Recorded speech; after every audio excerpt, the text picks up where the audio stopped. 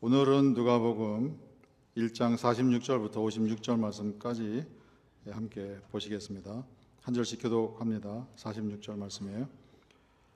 마리아가 말했습니다. 내 영혼이 주님을 찬양합니다.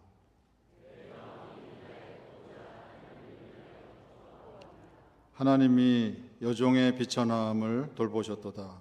보라, 이제 후로는 모든 세대가 나를 복을 받은 자로 여길 것이라.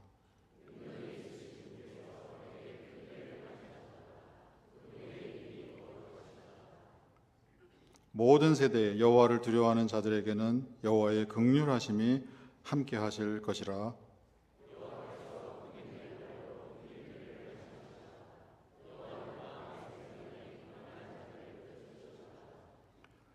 여호와는 통치자들이 그 직위에서 쫓겨나게 만드시고 겸손한 자들을 높이셨도다.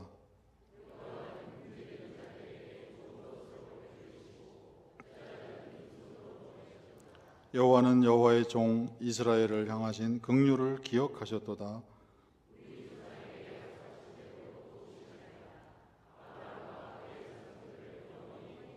같이 읽습니다. 마리아가 석 달쯤 엘리사벳과 함께 지내다가 그녀의 집으로 돌아갔습니다. 아멘. 마리아의 찬가 이런 제목으로 Song of Mary 이런 제목으로 말씀을 전하도록 합니다. 이 12월 한 달 동안에 저희가 이 성탄 절기를 맞이하면서 예수님께서 이 세상에 오신 그 의미, 그것을 우리가 매주 살펴보고 있어요. 오늘은 그 시리즈의 이제 마지막이 되겠죠. 마리아의 찬가를 우리가 살펴봅니다. 이 마리아의 찬가를 보면은 우리가 살펴봤던 구약의 모든 하나님의 사람들의 모습이 여기서 다시 한번 확인되고 있어요. 그거는 다름이 아니라 마리아도 예수님이 오시는 그 이유를 알고 있었다 그런 거예요. 마리아는 예수님이 오시는 이유를 알았어요. 우리도 알고 계시죠? 나도 압니다. 그런 고백을 하신 게 엊그제인데 그새 잊어버리셨나 봅니다. 우리 성도님들도 아시죠? 그 아시는 것을 꼭 붙으셔야 합니다. 47절에서요, 마리아가 이렇게 말합니다. 내 마음이 나의 구원자 하나님을 인하여 기뻐합니다. 나의 구원자라고 합니다. 그리고 54절에는 여호와는 여호와의 종 이스라엘을 향하신 긍휼을 잊지 않으셨도다. 55절에 우리 조상들에게 약속하신 대로 도우시나이다. 아브라함과 그의 자손들을 영원히 도우시리다. 아기를 가졌는데요, 이 아기를 주신 분이 나의 구원자 되신다. 그러니까 아기를 임신한 사실과 나의 구원자 되신 여호와 하나님이 이것을 통해서 나에게 뭔가를 지금 나타내주고 계신다. 이게 연관이 참 쉽지가 않은 거예요. 더 나아가서 마리아 자신이 임신한 이 아이가 이스라엘을 향하신 여호와의 종 이스라엘을 향하신 하늘아버지의 긍휼과 이게 어떻게 연결이 되는가. 더 나아가서 이 임신한 아기가 우리 조상들에게 약속하신 대로 오시는 그분이라는 것을 어떻게 그런 생각까지 할 수 있을까? 그러니까 마리아는요, 자신이 임신한 그 사실이 개인적인 차원에서의 일이 아니라 이 아이를 가진 이 사실이 이스라엘 민족 전체하고 연결이 되어 있다, 이런 생각을 갖게 된 거예요. 그거 쉬운 일이 아니죠. 우리 성도님들도 이제 아이를 가지시고 아이를 낳고 하시잖아요. 근데 아이를 가지셨을 때 이 아이가 대한민국의 역사를 바꿀 아이가 드디어 나를 통해서 태어나겠구나, 이런 생각하시는 분들이 우리 성도님들 가운데 혹시 계셨습니까? 그거 어려운 얘기예요. 뭔가 확실한 깨달음이 있지 않고서야 그런 얘기를 할 수가 없는, 지금 그런 거창한 얘기를 지금 하고 계시는 거예요. 자신의 몸에 잉태된 이 아기가 이스라엘 민족 전체의 사활과 연결이 되어 있구나. 단지 로마의 압제로부터 구출받는 그런 것만을 의미하는 것 같지도 않습니다. 왜 그러냐? 우리 조상들에게 약속하신 대로, 우리 조상들에게 약속하신 대로, 조상들에게 약속하신 것은 분명히 아브라함의 때로부터, 물론 그 이전에 아벨의 때로부터 영의 세계로 들어가는, 우리의 본향으로 들어가는 그 길을 열어주시기 위해서 예수님이 오시는 것으로, 또 그것의 의미는 에덴 동산에서 가죽옷을 지어서 입히시고 어린 양을 잡아 죽이는, 거기에서부터 여호와 하나님께서 아담과 하와에게 설명해 주신 그 내용이, 그 깨달음의 계보가 이어져 내려온 것인데, 지금 우리 조상들에게 약속하신 대로, 이것은 그것을 깨달은 그 조상들의 그 영적인 깊이를 언급하는 그 내용이란 말이에요. 마리아가 어떻게 이것을 깨달았을까? 그리고 더 나아가서 아브라함과 그의 자손들을 영원히 도우시리라. 이건 뭐 그냥 어법이죠. 그냥 말할 때 그냥 수고처럼 하는 그런 표현이 아니라, 이 영원이라는 용어가 무게가 있는 단어예요. 그거는 단지 마리아가 살았던 그 시대에 질곡을 벗어나서 이스라엘 민족을 로마의 압제로부터 구출해주는 그 차원이 아니라 영원히 사단의 권세로부터 하늘아버지의 백성들을 영원히 구출해내는 그 임무를 띠고 이 아이가 오시는 거구나, 내 몸을 통해서 오시는 거구나, 그런 사실을 마리아는 깨달았구나. 근데 우리가 성경에서는요, 마리아의 나이에 대해서 아무런 언급이 없어요. 이분이 그때 몇 살이셨는지 알 길이 없어요. 그러나 우리가 추측할 수 있는 방법은 있죠. 그 시대에 결혼 풍습이라고 할까요? 대부분 이 나이쯤 되면은 다 결혼합니다. 요즘은 결혼하는 그 연배가 많이 이제 나이들이 높아졌잖아요. 30살이 돼서 또 잘 결혼을 안 하고 뭐 그런 세태가 됐어요. 그래서 2040년 되면은요, 학령기에 아이들이 반토막이 난다고 합니다. 올해 수능 시험 본 아이들 숫자가요 40만인가 그런데요, 2040년 얼마 남았어요? 16년 남았잖아요. 그때가 되면은 지금 추세대로라면은 수능 시험 보는 아이들의 숫자가 20만으로 반이나 준다, 그런 이제 우려들을 좀 하고 있어요. 이제 결혼하는 연령들도 다 높아요. 그러나 뭐 저희가 결혼할 때는 25세 넘으면은 이제 결혼을 해야 되는 나이고요.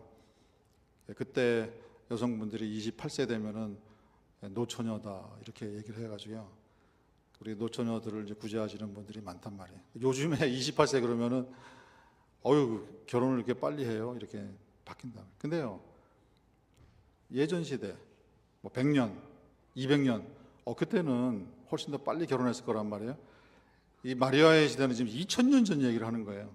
그때 당시에 대부분의 젊은이들이 결혼한 나이가 15 안팎, 14살에서 16살. 16살이 지나면은 나이가 많아서 어떡하나 이렇게 하는 그런 시대였다. 그러면 이때 당시 마리아도 14살이었을 수도 있고요, 15살이었을 수도 있고 16살이었을 수도 있어요. 요즘으로 말하면은 중학생 나이입니다. 근데 중학생 나이에 어떻게 이런 깊은 영적인 세계를 알고 있었을까? 예수님이 자신의 몸에 잉태되시고 탄생하시는 이 의미가 뭔지를 어떻게 그 깊은 세계를 아셨을까? 참 기이한 일이 아닐 수가 없는데요, 마리아는 예수님이 오시는 그 이유를, 그 의미를 정확하게 꿰뚫고 있었구나 하는 것을 우리에게 보여줘요. 그렇게 할 수 있었던 것은요, 이 본문에서 우리에게 설명을 해줘요. 마리아는 말씀에 거주하는 사람이었구나 하는 것을 본문 전체가 보여줍니다. 46절부터요. 내 영혼이 주님을 찬양합니다부터 아브라함과 그의 자손들을 영원히 도우시리라. 이 모든 구절이요, 구약 성경에 다 있는 내용들이에요. 본인이 성령님의 감동을 받아서 즉흥적으로 작시한 그런 내용이 아니라, 물론 본인의 말로 하는 것이지만은 이 모든 구절들의 모든 내용들이 구약에 다 기록되어 있는 내용이구나 하는 것을 우리에게 보여주세요. 마리아가 성경 구절들을 단순히 암기하고만 있었던 것은 아니었구나 하는 것을 우리가 보게 되죠. 물론 그 시대에 태어나서 가정교육을 받는 자녀들은 어렸을 때부터 들어가면서 나가면서 뭐 문설주에도 성경 구절이 있고, 우리 신명기 6장 4장 있잖아요.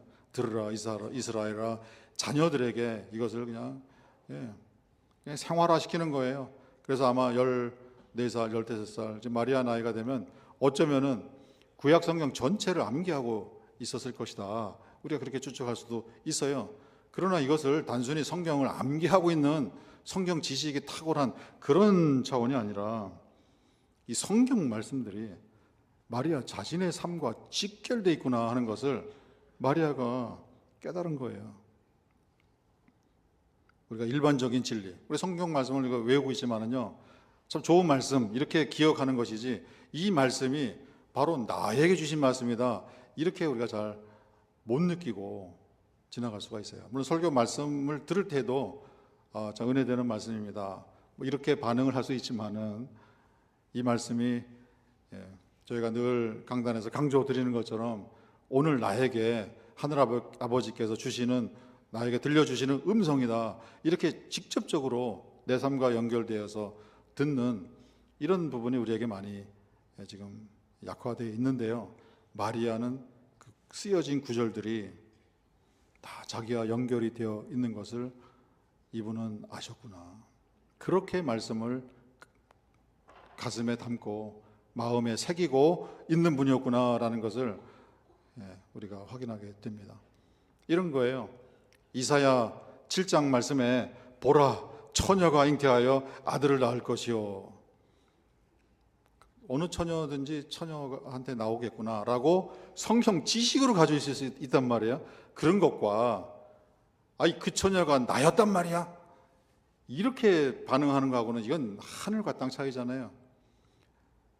이 말씀이 성경에 기록되어 있어요. 참 은혜스럽고 우리가 기억해 두면은 힘들고 어려울 때 우리에게 힘과 용기가 될 수 있는 아주 훌륭한 영의 양식이다, 이렇게 생각할 수 있지만은 그 말씀이 바로 나에게 해당되는, 나에게 직접 주시는 그런 말씀이다라는 깨달음을 갖는 것은 완전히 다른 차원의 얘기예요.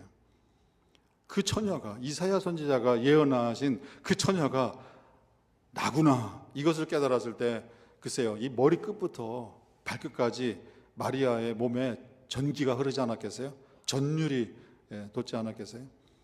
말씀을 그렇게 듣는 거예요. 마리아는 그런 차원에서 말씀에 거주하는 그런 분이셨구나. 우리가 올해 한 해 표어가 말씀에 거주하라 하잖아요. 성경 말씀을 많이 암기하고 또 설교를 통해서 전해지는 그런 말씀의 그 메시지죠, 그 포인트죠. 그거를 많이 기억하고 하는 그런 것도 상당히 중요한 거예요. 1차적인 작업으로 중요한 건데, 어느 현장에 갔을 때 그 말씀이 바로 나에게 주시는 말씀이다라는 그런 실감나는 반응을 우리가 보이는 것은 우리가 말씀에 평상시에 거주하는 상태에 있을 때 그제서 가능해지는 거예요. 마리아는 말씀에 거주하는 분이셨구나, 그 어린 나이임에도 불구하고 그런 분이셨구나 하는 것을 우리가 본문을 통해서 확인하게 됩니다. 말씀에 거주하게 된다는 의미는 한 단계 더 들어가서 이 본문에서 우리에게 아주 그냥 웅변적으로 가르쳐주고 계세요. 그건 다른 게 아니에요. 마리아에게는 여호와가, 하늘 아버지가 더 생생한 현실이었다는 거예요. 말씀을 받았어요. 모든 구약의 말씀들이 다 나와 연결이 되어 있구나 하는 그 깨달음으로 전율했을 거예요. 그 다음에 나타나는 자연스러운 모습이 이거예요. 말씀이 더 현실적이에요. 내가 살고 있는 이 현실보다도 말씀을 통해서 나에게 음성을 들려주시는 하늘 아버지가 더 생생한 현실이고, 그리고 이 말씀이 더 나에게는 진짜고, 내가 살아가는 이 세상은 그보다 덜 진짜인 세상이다라는 것을, 이분은 그것을 알고 사셨구나. 47절에 이런 말씀을 하세요. 내 마음이 나의 구원자 하나님을 인하여 기뻐합니다. 48절에요. 하나님의 여종의 비천함을 돌보셨도다. 보라, 이제 후로는 모든 세대가 나를 복받을 자로 여길 것이라. 이게 말이 되는 얘기냐고요. 우리가 이렇게 아무 생각 없이 들으시면은 참 마리아 훌륭하시다 이렇게 생각할 수 있는데요, 우리가 그 현장으로 들어가 보면 이런 말이 나오겠냐고요. 처녀가 임신했어요. 그 약혼했던 남편이 될 요셉조차도 이거는 감당 못하겠다. 평생 살면서 내가 이런 일은 내가 감당이 안 되는 일이다. 그래서 은밀하게 조용히 관계를 끊으려고 생각을 하고 있었잖아요. 그 마리아 입장에서는 어떻습니까? 아마도 요셉은 이 약혼을 파혼했을 거예요. 거기서 끝납니까? 그런데 조금 있다가 아이가 태어나는 거예요. 그런 아이를 일컬어서 뭐라고 합니까? 사생아라고 하잖아요. 아버지가 없이 태어난. 그럼 요즘식으로 다시 표현하면 미혼모 이렇게 된단 말이에요. 아니 2000년 전에 유대 사회에서, 그 전통 사회에서 사생아를 낳은 그 미혼모다. 그 평생 그 좋은 글씨를 어떻게 감당하면서 사냐고요. 그건 그 스트레스 이루 말할 수 없어요. 혹시 어떤 불륜을 저질렀는가? 이거 어떻게 사람들의 오해와 그런 멸시와 그런 수치, 이걸 어떻게 감당하냐? 만약에 우리 성도님들께서 그런 경우에 부모님이시라면, 마리아의 부모님이시라면 뭐라고 하실까요? 솔직하게 대답 안 하셔도 되는데요, 솔직하게 한번 생각해 보세요. 야, 아무리 천사가 와서 그런다고 해도 너 일생 망치는 그거를 왜 받아? 받지 말지. 감사하다고 그러고 다른 데 가서 좀 알아보시라고 그러지. 네 인생 어떻게 하려고 그러냐? 너 어떻게 책임지려고 그렇게 말씀하시지 않았을까? 그러나 마리아는 뭐라고 합니까? 내 마음이 나의 구원자 하나님을 인하여 기뻐합니다. 그리고 모든 세대가 이제 이후로 나를 복받은 자로 여길 것입니다. 이 마리아에게는 앞으로 눈앞에 전개될 그 현실, 그거는 아무것도 아니고, 나를 통해서 예수님이 오시는 이런 자리에 나를 있게 하신, 그리고 그 음성을 나에게 전해주신 이것이 더 현실입니다. 그 세계를 사셨구나, 거기까지 들어가야 하는 거구나 하는 것을 우리에게 알려주세요. 성경에는요, 창세기부터 계시록까지 그런 분들의 이야기가 쫙 있습니다. 사도 바울이 뭐라 그러니까? 내가 사람에게 좋게 하랴 하나님께 좋게 하랴. 내가 사람의 기쁨을 구한다면 나는 하나님의 사람이 아닐지니라. 그게 뭐예요? 사람을 기쁘게 한다는 것은 눈앞에 사람들이 나에게 고통을 가하고 나에게 어려움을 주고, 이 눈앞에 있는 현실이 감당하기 어려운 거예요. 그러나 사도 바울 눈에는 하나님이, 여호와 하나님이 더 현실이었어요. 그러니 내가 이 상황에서 당하는 이 어렵고 힘들고 내가 박해를 당하고 모욕을 당하는 이거는 아무것도 아니다. 내 앞에 계시는, 내 삶에 임재해 계시는 여호와 하나님, 나는 그분의 마음에 드는 것이 더 급한 일이다. 이스라엘 백성이 여호수아의 인도를 이제 따라서 가나안으로 들어갑니다. 그 직전에 모세가 정탐꾼들을 이제 가나안으로 보내잖아요. 12명을 파송을 합니다. 각 지파에서 아주 대표적인 청년들을 부른 거예요. 신체 건장하고 가장 중요한 거는 신실한 청년들이겠죠. 각 그 부족을 대표하는 청년들이니까 얼마나 믿음이 뛰어났겠어요. 들어가서 봤습니다. 돌아왔어요. 10명이 보고를 한 거예요. 우리는 다 죽었습니다. 저들에게 비하면 우리는 메뚜기입니다. 메뚜기. 그건 현실이에요. 현실.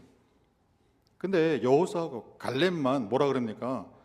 그거 맞습니다. 그거 틀린 말은 아닙니다. 그러나 여호와께서 우리에게 약속을 주시지 않았어요? 말씀하시지 않았습니까? 저들은 우리의 먹이입니다. 옛날 번역으로는 저들은 우리의 밥입니다. 근데 이스라엘 백성이 누구의 말을 믿었어요? 눈앞에 현실만 이제 크게 보인 거죠. 그래서 철야하는 거예요. 철야 밤새 통곡을 하고요. 모세, 여호수아, 갈렙 치우고 다른 지도자를 우리가 세우고 애굽으로 돌아갑시다.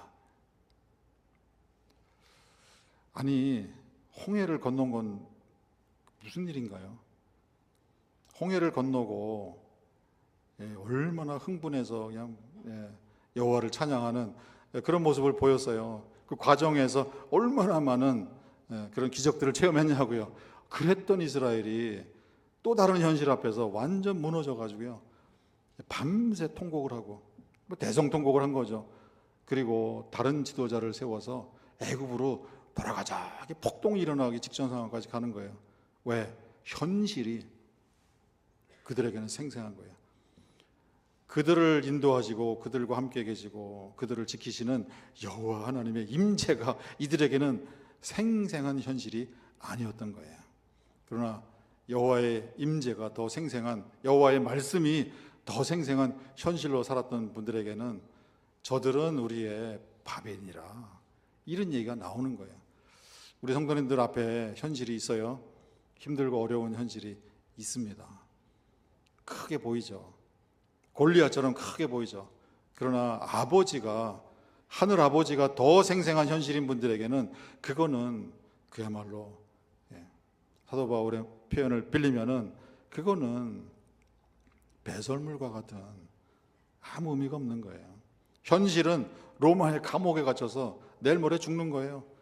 베드로도 마찬가지잖아요. 날이 새면은 형장의 이슬로 살아가는, 그게 현실이란 말이에요. 그러나 그 마음속에는 기쁨이 있고 그 마음속에는 평안이 있었어요. 그래서 베드로는 그 감옥석에서 깊은 잠에 빠질 수가 있었고요. 사도 바울은 로마의 감옥에서 나는 기뻐합니다. 나는 기뻐합니다. 그러니 여러분들도 기뻐하시기 바랍니다. 이 기쁨은 이 세상에서 우리가 얻는 그런 기쁨하고는 차원이 다른 그런 기쁨을 말하는 것이죠. 우리 성도님들이 올 한 해 지내시면서 기쁜 일들이 많이 계셨을 거예요. 참 귀한 일이에요. 그러나 우리가 한 해 살면서 우리가 누렸을 가장 큰 기쁨과 또 이 기쁨은 비교가 안 되는 기쁨이에요. 이 기쁨은 우리의 심령 속에서 우리의 평생에 어떤 상황에 우리가 들어간다 할지라도 우리로 하여금 미소 짓게 하고, 우리로 하여금 평안히 그곳에 있게 하고, 우리로 하여금 열린 하늘을 바라보면서 소망 가운데 지나가게 하는 그런 기쁨이 되는 거예요. 이 기쁨이 저와 우리 성도님들 심령 속에 풍성하시기를 간절히 바랍니다. 마리아 안에 그 기쁨이 있었기 때문에, 그러나 그 현실이 어디 갑니까? 누군가는 분명히 그런 얘기 했을 거예요. 사도 바울이 로마 감옥에 있을 때에도 바깥에서 내가 감옥에 지금 갇혀 있는 것에 대해서 내 괴로움을 더해 주려고 말하는 사람들이 있지 않습니까? 그 사도 바울 알고 있었어요. 성경에는 자세히 기록되어 있지 않지만 마리아가 아기를 낳은 다음에 그런 얘기들이 없지는 않았을 거예요. 전혀 개의치 않았고요. 그리고 그런 사회적인 평판, 어떤 평가, 그 시대의 어떤 체면 문화에서 사람들이 바라보는 그 눈초리, 전혀 개의치를 않았구나 하는 것을, 개의치를 않았으니까 언급할 필요조차도 없는 이제 그런 거예요. 그 모습이 이 시대를 살아가는 저와 우리 성도님들의 모습이 되실 수 있기를 간절히 바랍니다. 그 믿음으로, 그리고 하늘 아버지가 우리의 삶에 우리가 경험하는 그 어떤 현실보다도 더 생생한 현실로 우리 눈앞에 보여지게 될 때 우리는 정말 담대한 마음으로 여호수아 갈렙의 인도를 따라서 가나안으로 들어갔던 이스라엘 백성들의 그들의 심령이 특별히 여호수아 갈렙의 심령이 오늘 우리의 심령이 되고 우리가 살아가는 이 광야길에서 다윗이 말한 것처럼 사망의 음침한 골짜기를 다닐지라도 내가 해를 두려워하지 않습니다. 여호와께서, 아버지께서 나와 함께 계시기 때문입니다. 눈앞에 펼쳐지는 사망의 음침한 골짜기 같은 그 현실이 작아 보이고 아버지가 더 크게 보이는 이런 변화가, 영적인 깊이가 우리에게 더해질 수 있게 되기를 주님의 이름으로 축원드립니다. 그런 깊이까지 들어간 마리아에게서 드디어 나오는 그런 고백이에요. 내 영혼이, 46절 말씀이죠, 주님을 찬양합니다. 내 마음이 나의 구원자 하나님을 인하여 기뻐합니다. 찬양이 나오는 거예요. 내 영혼이 주님을 찬양합니다. 사도 바울도 이런 깊이에 들어가서 나오는 찬양에 대해서 언급한 적 있잖아요. 그리스도의 말씀이 너희 가운데 풍성히 거하여 모든 지혜로 서로 가르치고 권면하고, 그리고 그 다음에 뭐라 합니까? 시와 찬미와 신령한 노래들로. 예수님의 말씀에 우리가 깊숙이 들어갈 때, 그리고 그 말씀 안에 우리가 거주하게 될 때, 그리고 그 말씀의 의미를 깨닫게 될 때, 그리고 그 말씀이 성경에 기록되어 있는 훌륭한 일반적인 진리의 말씀이 아니라 나에게 직접 주시는, 내 삶에 직결되어 있는 아버지의 음성으로 들려지는 그런 전율이 내게 흐르게 될 때에 그 다음에 우리에게서 나오는 게 찬양이에요. 시가 나오고 찬미가 나오고 신령한 노래가 나오는, 감사함으로 여호와를 찬양하는 그 영혼의 노래가 그제서 터져나오게 되는 거예요. 우리 성도님들의 삶 속에 어떤 상황에서도 그런 시와 찬미와 신령한 노래들이 터져나올 수 있게 되기를 바랍니다. 이 본문의 앞뒤를 보면은요, 참 기이한 내용이 기록되어 있어요.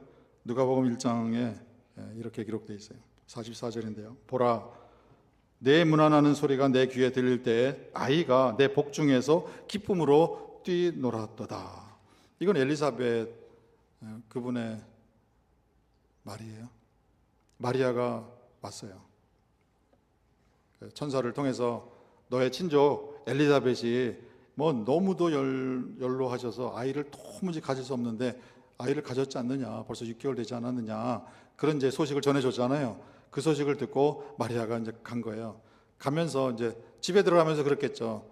뭐 저 왔어요 하든가, 뭐 그동안 뭐 잘 계셨어요, 이렇게 어떤 식으로든 인사를 했을 거란 말이에요. 근데 그 인사하는 마리아의 목소리를 듣고 아직 태중에 있었던 세례 요한이 그 태아가 복중에서 뛰놀았도다.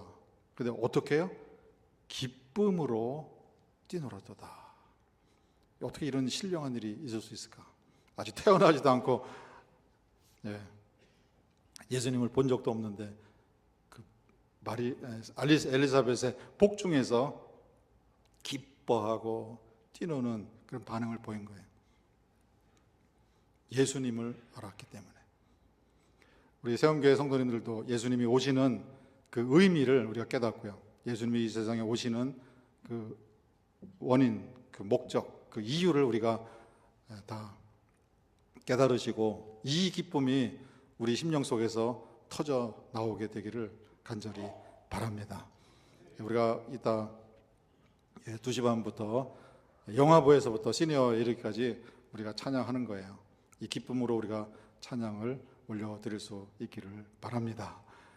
이 기쁨으로 우리가 찬양을 올려드리면 하늘에서 또 우리와 함께 계시는 주님께서 기뻐하실 거고요, 우리를 기특하게 생각하실 것이고, 천군 천사, 지난번에 설명드린 것처럼 베들레헴 들판에 모든 천사와 모든 천군이 다 나타나셔서 축하 공연을 했던 것처럼 그분들도 우리보다 세움교회 성도분들이 정말 기뻐하면서 주님이 이 세상에 오신 것을 그렇게 축하하고 또 축제로 행사하고 또 표현을 하는구나, 기특하다, 이런 이제 얘기를 하실 것 같아요.